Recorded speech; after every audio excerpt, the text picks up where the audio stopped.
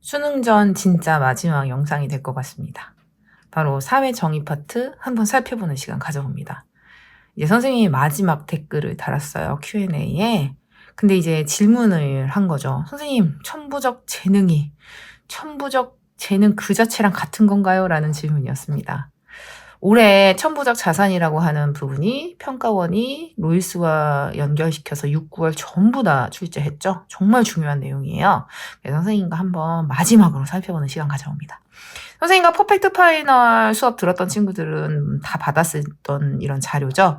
환경윤리에 대한 재심 분석에 대한 이야기들, 그리고 이제 정말 중요한 사회 정의 파트 어디 한번 확인해 봅니다. 이제 6, 9월에 새롭게 다뤄진 개념들이 있어요. 과연 천부적인 재능에 대해서 어떻게 바라봐야 되는지 어디 한번 시작해봅니다. 로이스는 이야기합니다. 도덕적 관점에서 볼 때 자연적 자산. 이 자연적 자산이 뭘까요? 이 자연적 자산이라는 건 무엇? 그치, 얘가 바로 천부적 재능인 거야. 이런 천부적 재능, 내가 가지고 태어난 거. 그치. 내가 뭔가 노력을 하지 않고 그냥 자연적으로 내가 얻게 된 천부적인 재능. 실제로는 자산이라는 개념이 더 커요. 왜냐면 자연적 자산이라고 하는 부분들은 이런 재능 말고 나머지 것들도 다 포함되고, 그 다음에 천부적인 자산의 개념 안에는 뭐 사회적인 자산도 들어갈 수 있는 부분이니까 그렇게까지 구분하지 않으니까 똑같지는 않지만 이렇게 보면 된다. 아, 천부적인 재능, 자연적인 자산, 즉 이건 노력에 의해서 얻게 된 게 아니라 타고 태어나는 것이죠. 자, 이제 근데 이게 자의적이래. 근데 자의적이라는 게 뭘까요? 자의적이라는 개념은 바로 규칙 없이 지멋대로 이건 누군가의 의도가 있거나 이런 게 아닌 거잖아. 그러니까 얘기하는 거야. 도덕적 관점에서 볼 때 이렇게 타고 태어난 천부적인 재능과 같은 자연적 자산은 규칙 없이 지멋대로야. 자의적인 거잖아. 그러니 개인은 자신의 더 큰 천부적 능력을 사회에 있어서 중요한 부분입니다. 더 유리한 출발점으로 이용할 자격은 없다. 이건 실제로 응분의 자격이 없다라는 표현으로 씁니다. 근데 이게 참 그런 것 같아요. 응분의 자격이라는 걸 이해시켜야 되잖아. 그러다 보니까 선생님이 생각할 때 수능 출제하시는 분들께서 평가원에서 오히려 고3 학생들의 수준에 맞게 좀 변화시켜서 읽기 쉽고 이해하기 쉽게 좀 바꾼 거지 않을까라는 생각을 합니다. 그리고요.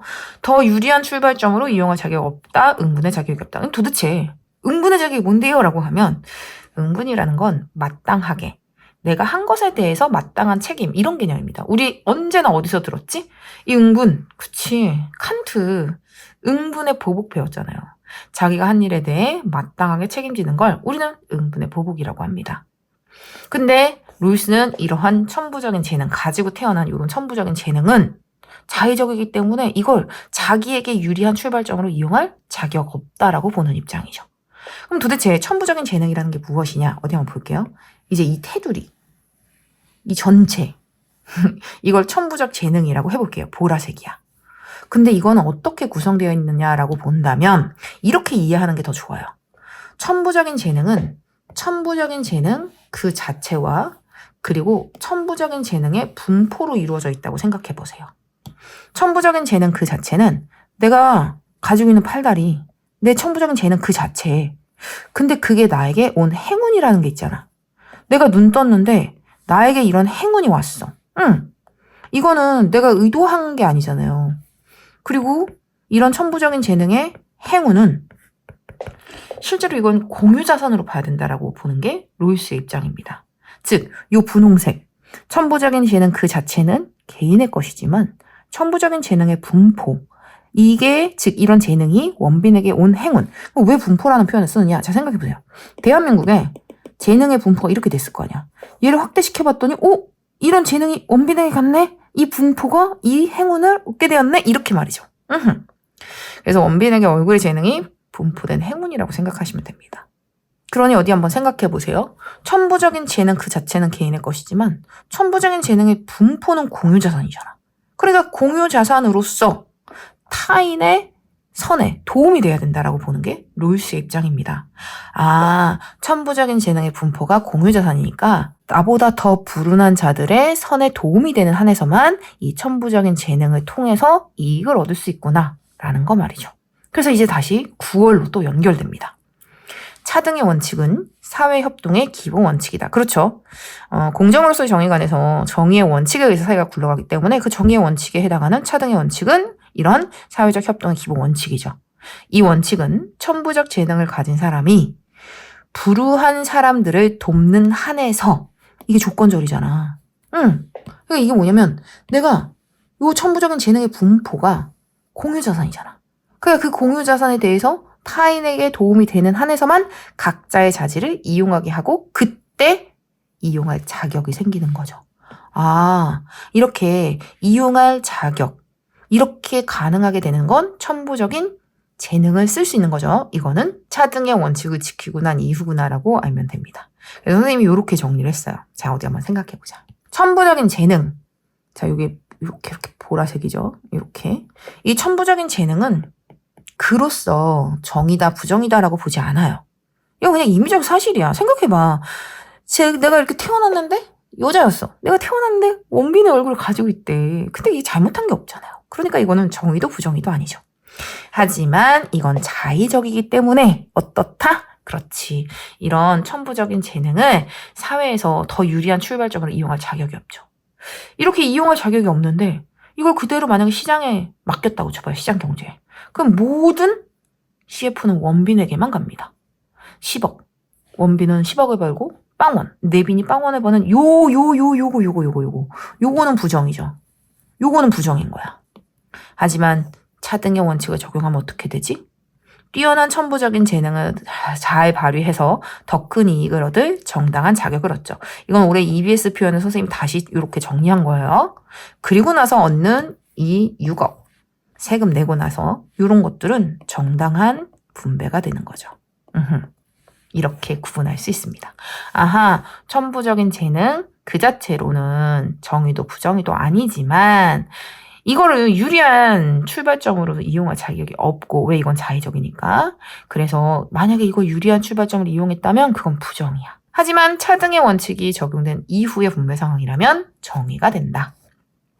선생님이 마지막에 정리해줬었죠. 천부적인 자산, 천부적인 자산에 대한 권한, 그리고 사유재산, 사유재산권. 이런 부분들이 전부 다 다른 표현들이에요. 천부적인 자산은 갖고 태어난 그러한 자산들. 그리고 그걸 실제로 사용할 권한은 있죠. 하지만 마음대로 사용할 수 있다? 없다? 없다. 천부적인 자산에 대한 권한은 1원칙에서 포괄 되니까 이거 어떻게? 제한받을 수 있습니다. 1원칙과 1원칙이 부딪힐 때에는 제한이 가능하니까. 그리고 사유재산 같은 경우는 바로 이거예요. 이거 6억, 4억. 돈. 개인의 노력으로 얻은, 그리고 여기 하나 더 추가해야죠. 이전을 통해 얻은. 선생님이 수업 때는 적으라고 이야기했었어요. 이런 것들을 얻은 재화들, 돈이라고 생각하시면 됩니다. 그걸 가질 권리가 또 1원칙에 의해서 보장되죠.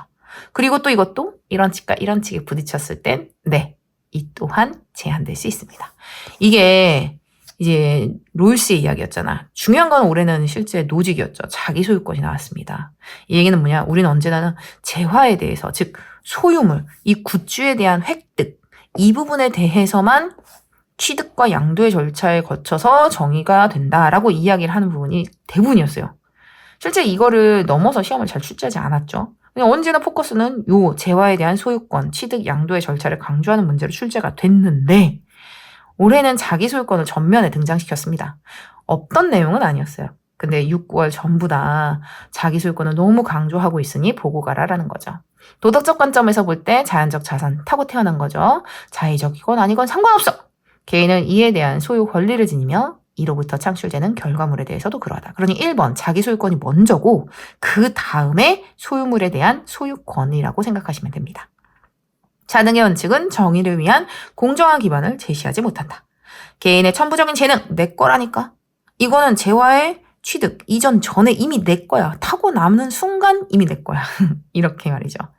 이런 천부적인 재능과 이로부터 나오는 것에 대한 소유 권리, 그 개인에게 있다라고 이야기합니다. 그렇다면 이런 거 바로 자연적 자산에 대해서 소유 권리를 처음부터 인정할까요? 로이스는 안 하겠지. 이거 응분의 것이 아닌데. 그래서 이렇게 정리하실 수 있습니다. 그리고 학생이 질문했던 그 천부적인 재능, 그 자체와 천부적인 재능의 분포도 어떻게 바라봐야 되는지 정리해봤습니다. 진짜 마지막. 내일 시험 잘 봐요. 정말 응원하겠습니다. 안녕! 수능 잘 봐요.